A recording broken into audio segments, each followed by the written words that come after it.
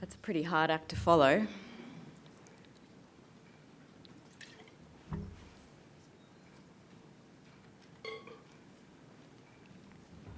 Hi everyone, thank you so much for being here today.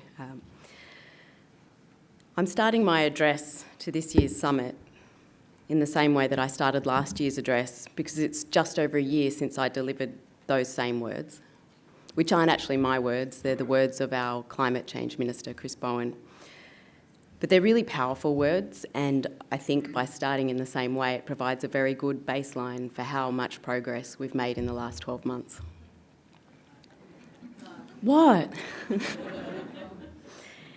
In the Australian Government's inaugural climate change statement to Parliament, the Minister for Climate Change and Energy, the Honourable Chris Bowen, said that failure to act on climate change would be an unforgivable act of intergenerational negligence. For those international guests in our audience, you'll be comforted to know that the Minister also acknowledged that while Australia has a lot to lose from climate change, as a good international citizen, we care deeply about our region and the impacts of climate change everywhere. And since the Labor government won the election on a platform of climate and integrity, it has thrown its entire weight behind an enthusiastic PR campaign that certainly makes it look like we care deeply about tackling the impacts of climate change in our region and beyond. An increased climate target for 2030, a steady stream of speeches, media releases and budget announcements around vehicle efficiency, renewable energy, green hydrogen, green finance and critical minerals have been welcome promises of what might happen in the future. What is missing is the policy and substance behind these announcements. What the government is less vocal about is that in the year to June 2023, Australia's domestic emissions increased. What the media releases fail to mention is that renewable energy is lagging so dramatically that we're going to struggle to power our own grid, let alone create an enormous green export industry. And unsurprisingly, the government doesn't like to draw attention to the fact that since the 2022 election, it has approved 4 new coal projects. It has approved the drilling of 116 new coal seam gas wells. It has facilitated the opening of 2 enormous new gas basins. It has sat in court with coal companies and defended its right not to consider the climate impact of approving new fossil fuel projects. The government has passed legislation at the request of gas companies specifically designed to expedite their expansion. This is not hyperbole. The transcripts and documents are there in black and white. I've got printed copies of my speech with references, if you'd like to refer to it. The government has stacked the agencies legislated to oversee and shape our climate policies with industry interests. It has left a former gas executive and now chair of a carbon offset developer in charge of the Climate Change Authority. The Prime Minister and various ministers have flown to India, Japan, Korea, and just this month, Vietnam, to lock in customers for our gas and coal. The media releases don't mention that either. Australia is one of the world's largest fossil fuel exporters. And our government is subsidising, legislating, and using the full weight of our foreign policy to ensure that we stay that way. Because actually governments are very effective at making very big things happen very quickly when they want to. The Australian government has lobbied UNESCO to stop the Great Barrier Reef being listed as in danger. This is right now as it is in the grip of another mass coral bleaching. The Australian government has refused to end native forest logging, despite the carbon it would store and the very real risk of extinction to the koala and the swift parrot. It has left the protection of our collapsing ecosystems to the market. It has put far more energy into talking about being nature positive than doing anything about it. To that end, I hope you'll all be able to attend the government's Global Nature Positive Summit in October in Sydney. The federal government alone still gives over $9 billion in subsidies to fossil fuels. It has committed $1.5 billion to a gas export hub in the Northern Territory, designed to enable the Beetaloo Basin to open. This is one single gas export hub, getting half of what Australia has committed to global climate finance over 5 years. The Australian government gives far more in aid to the fossil fuel industry than it does to the entire Pacific region. The Australian government calls the Pacific communities Australia's family, and then, sure enough, treats them with the casual contempt of an older brother. It has rushed Pacific leaders into signing security pacts, turn a blind eye to the treatment of Pacific workers in Australia. Yet it is relying on the Pacific, in the government's own words, to restore Australia's reputation by co-hosting COP31, the UN Climate Conference in 2026. Minister Bowen last year promised, "We will not sign a death certificate for Pacific communities." Yeah, sure, maybe not literally, but under the current conditions, COP31 won't be much more than a living wake for all of us. If failing to act on climate change is an act of intergenerational negligence, then using the government's own logic, it must concede that the willful exacerbation of climate change is something that is much, much worse. Okay, it may not be captured by a legal framework yet, but Minister Bowen's own words have perhaps inadvertently revealed the heart of the issue. The climate and biodiversity crisis is a moral crisis. It is an integrity crisis. It's not an economic crisis, it's not a technological crisis, it's not an information crisis, it's a moral crisis. If our democratically elected governments want to keep subsidising fossil fuel expansion, then of course they're constitutionally free to do so. But at some point, those same ministers and the senior public servants enabling them will have to accept responsibility for their decisions and actions one way or another, maybe as soon as the next election. The science has been clear on the impact of climate change for decades. The science has been clear on the impact of fossil fuel expansion for decades. Yet we're gathered here now, in our Parliament House, in 2024, with global fossil fuel emissions and habitat destruction still accelerating, with people dying, with 2 million species at risk of extinction, with the fires and floods and heat and sea level rise we were warned about already occurring, all because profit and self-interest was and still is more important than life itself. And our leaders in this building every day are still making the active choice to expand Australia's fossil fuel industry. Honestly, the best way I can describe it is that we are victims of the biggest and sickest pyramid scheme on earth. And if you've ever been involved in those, that's saying quite a lot. The pursuit of profit and self-interest by a few has corrupted and distorted our democracy, our politicians, our public agencies, our universities and our media. Years after bushfires and floods, Australians are still living in caravans. Australians are dying from extreme heat already. Separately, we're in a cost of living crisis that is only going to be made worse by climate change. Kids and their families are living in tents. People are choosing between buying food and medicine. If you can afford to buy a house, don't bet on it, it's really unlikely you're going to be able to afford insurance premiums. Our governments give billions of dollars in subsidies and tax breaks to mining and fossil fuel companies instead of spending it on the community. These are the same companies that are making record profits and paying little or no tax. Now, is that how strong a grip the fossil fuel industry has on our government? Or is that just an indication of how weak our leaders are? There are We've just had an economist up here before. There are so many economic and environmental reasons to stop fossil fuel subsidies, stop fossil fuel expansion and start protecting biodiversity.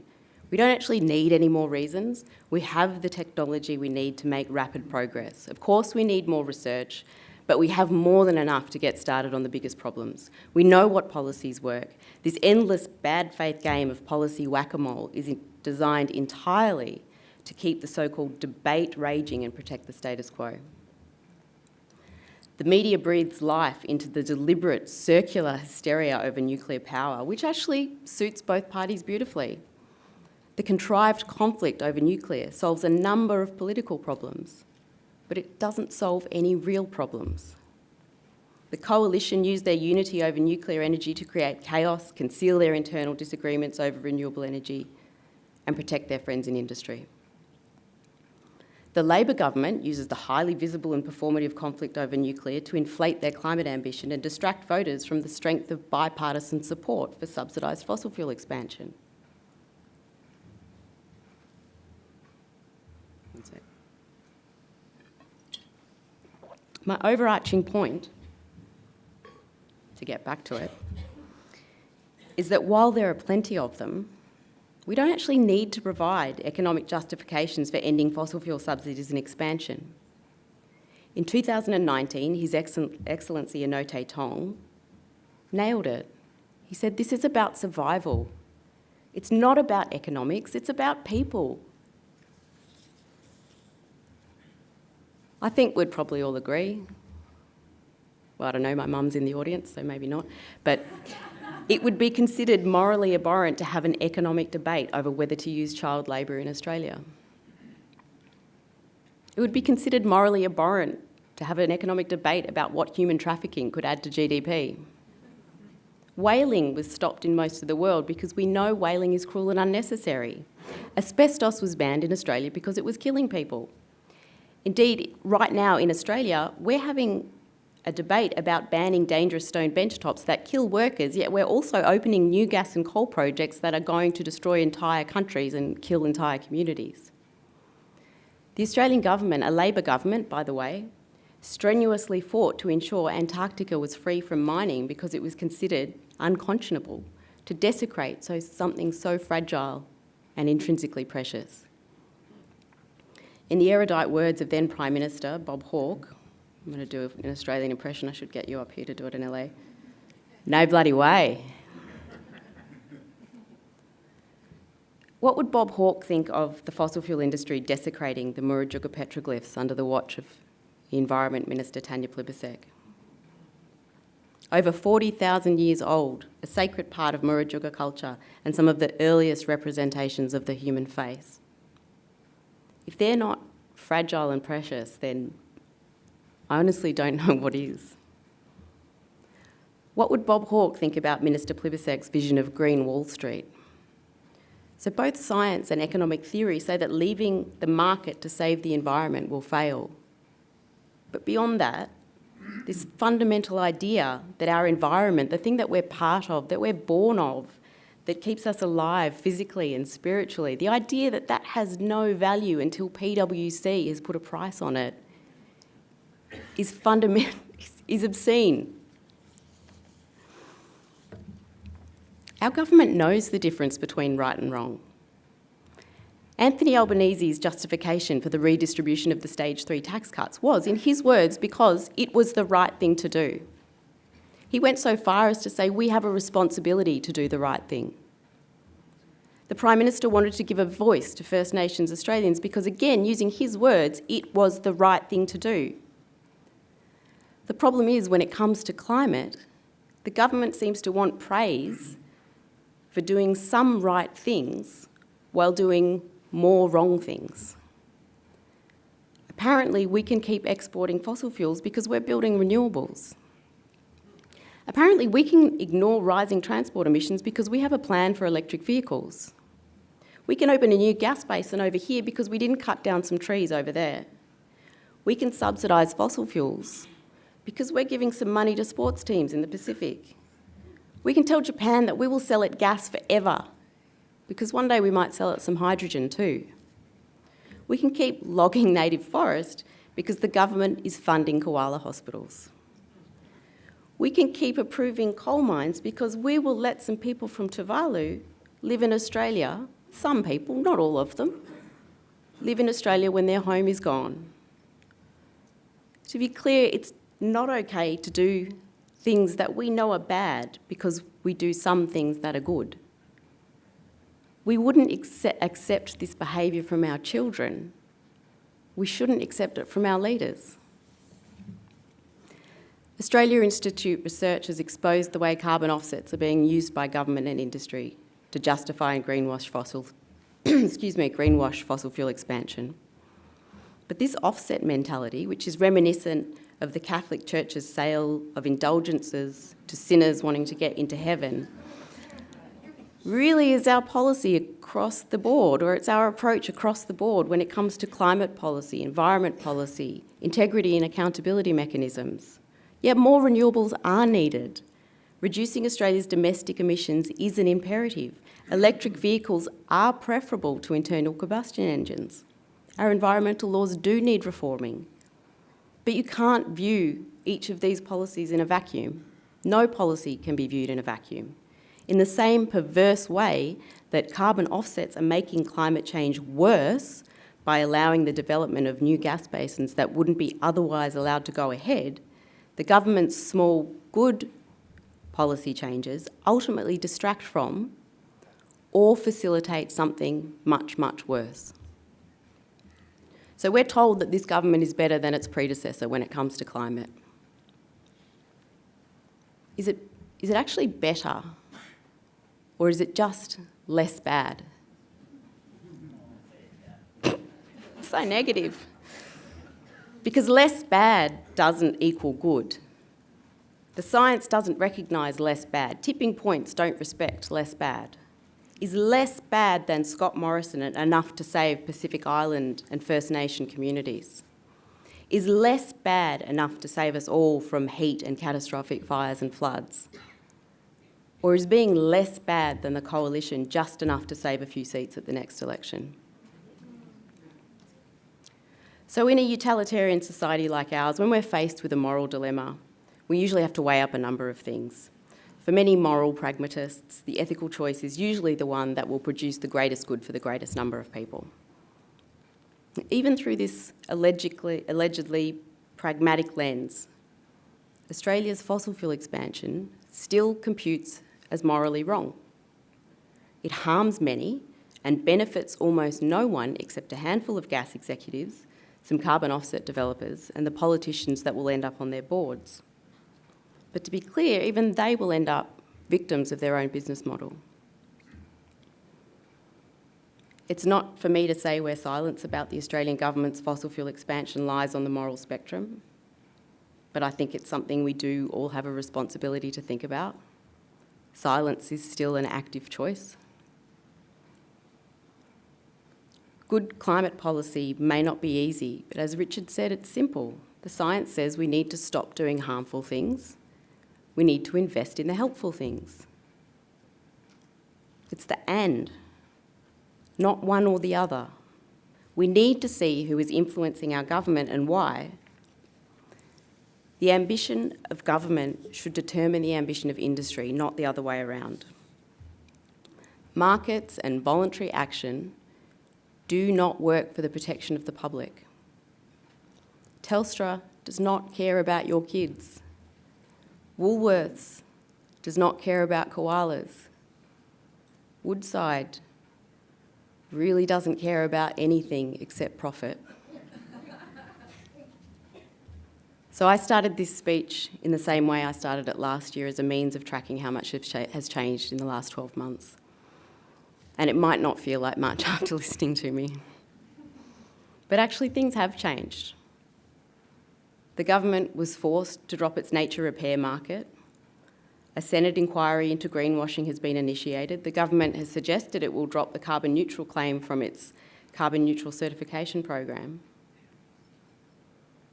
And it's thanks to all of us and the work that we all do. Turning up here today is an act of support for good policy. If you want to do even more, you can jump on our website and sign one of our open letters to the government calling on them to stop fossil fuel expansion. Today we have an entire program of experts who know what works, who know that science and leadership and independence are the foundation of good policy. And you'll hear as they speak the striking clarity that comes from having no vested interests and nothing to hide. You'll hear what needs to be done and realise that the only thing stopping it is leadership and courage. So while we have politicians speaking today, this is not political. This is not about politics. This is about facts and evidence. It's about right and wrong. It's about people. This is about integrity. Thank you.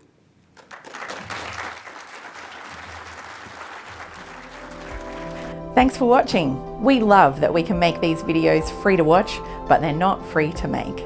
It's thanks to our generous supporters that we can keep making research and content that changes minds. So, if you like what we do, please consider giving to the Australia Institute so we can keep doing it. Visit our website australiainstitute.org.au and click the donate button to see how your support can help fund high quality research that matters.